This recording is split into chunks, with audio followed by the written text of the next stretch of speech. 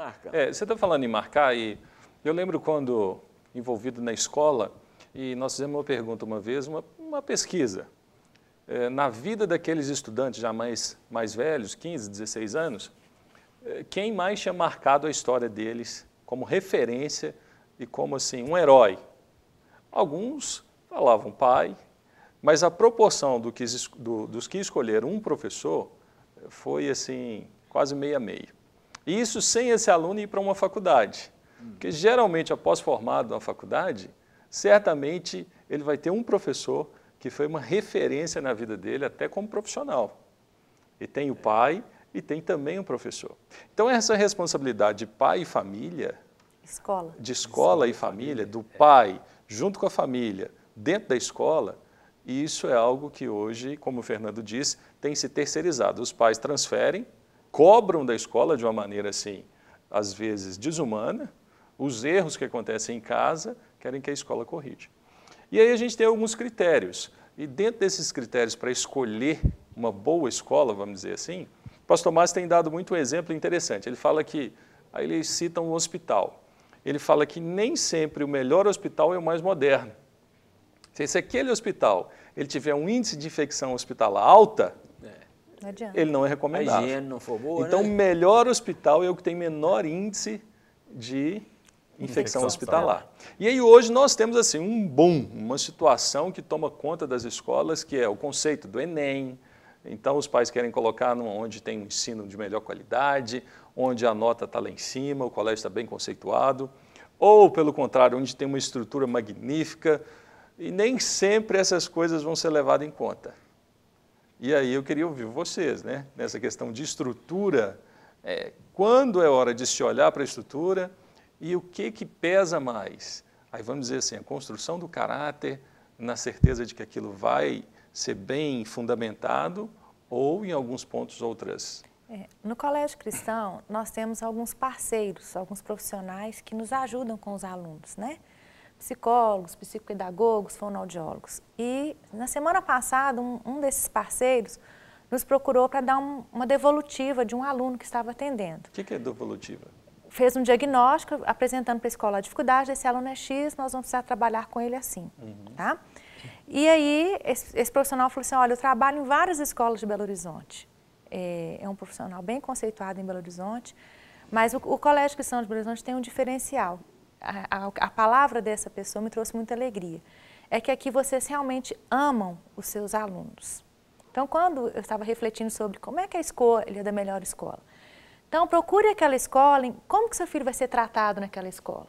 Ele vai ser mais um ou ele vai ser o seu filho, um indivíduo, né, que tem as características boas, os valores ali já conseguindo desenvolver, as dificuldades. Ele não vai ser olhado mais um número, né, para eu ter um resultado lá na frente. Então, desde ali da educação infantil, né, no Colégio Cristão, nós procuramos trabalhar cada aluno. Né? A Ana Maria, a Esther, o João Pedro, o João Vitor, ele não é mais um aluno do sexto, sétimo, ele não é um número, não é um número. Você trabalha em individualidade de cada um. Isso.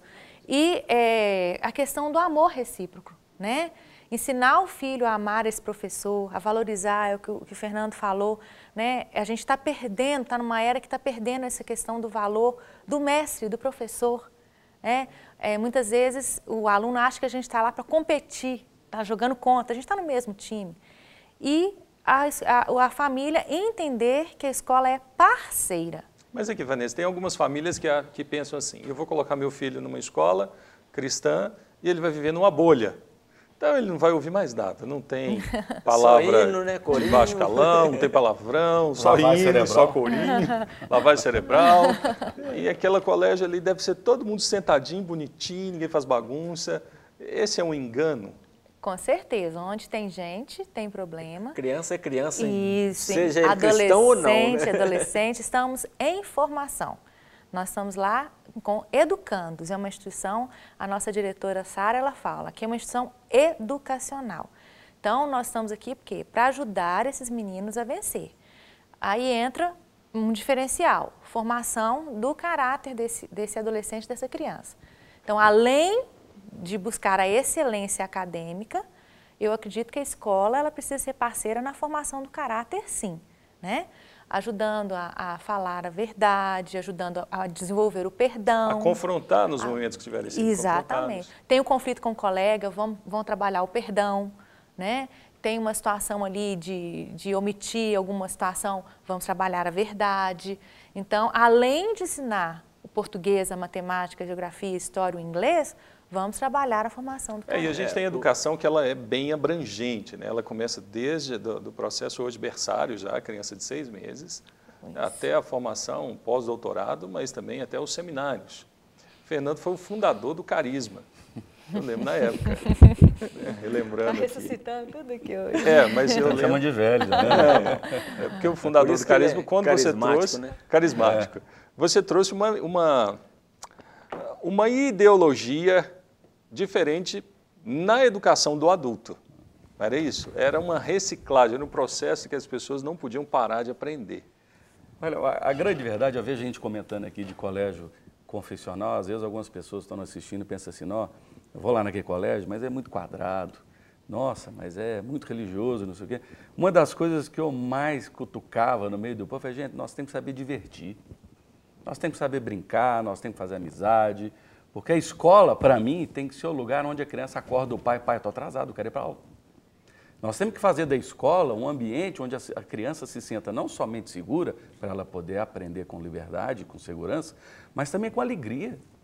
Porque a grande realidade é que a pressão, o estresse, está preparando gente para um mundo cada vez mais estressado. Igual comentaram aqui agora que tem uma escola que estava escrito lá na camiseta das pessoas, nós gostamos de estresse e estresse, ou seja, o estresse até um certo limite ele é bom. Agora a criança já chega em casa estressada, o que ele vai acontecer com relação ao pai e mãe? É agressão para tudo quanto é lado, porque a escola cobra demais, ainda chega em casa, o pai ou a mãe pede algum tipo de coisa, o menino já não tem tempo para mais nada. E a grande realidade é que hoje, basta ver os jornais, o grande nível na nossa população em índices de depressão.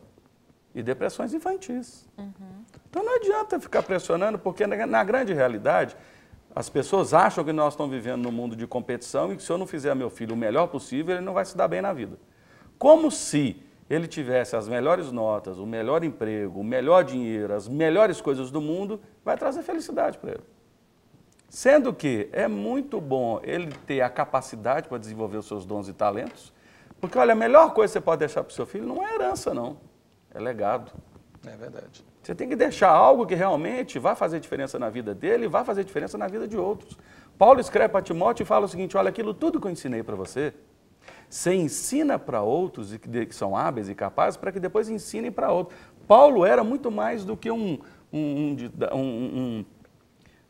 aio ou talvez um pedagogo. Ele criou 4 gerações. Que criou o ensino à distância, né? Por carta. Verdade. Boa. Por carta. Eu sou o primeiro ensino de já era o EAD. Professor, eu na igreja. Você tocou nesse assunto e é o EAD. Porque hoje também tem uma série de controvérsias, alguns aceitam, outros não. Você chegou a trabalhar com EAD, não? Não cheguei a trabalhar, não. Não cheguei a trabalhar. Eu toquei nesse assunto porque eu tinha um culto dos profissionais da educação e a primeira mensagem que eu levei foi exatamente sobre a vida de Paulo como professor. Como que o professor Paulo agia com os alunos dele. Então você pega as cartas de Paulo e ele começa elogiando. Mas ele está elogiando uma igreja que depois ele vai chamar dos nomes, você entendeu? Como é que é, de carnais, não sei o quê. Então, mostrando como nós devemos agir com os alunos também, que nós não devemos considerá-los errados em tudo, né? Eles também acertam. Mas é interessante que você falou que a gente aprende, né? Muitas vezes a escola ensina os pais e ensina mesmo. Há poucos dias eu estava com minha neta no carro, parei o carro, assim, em frente da minha casa, eu queria só entrar e sair. Quando eu até falou, você não pode ter parado aqui não, ali tem uma placa ali, não pode parar. Eles aprendem. Então, eles nos ensinam. E porque o ensino ele é dinâmico, ele não é estático.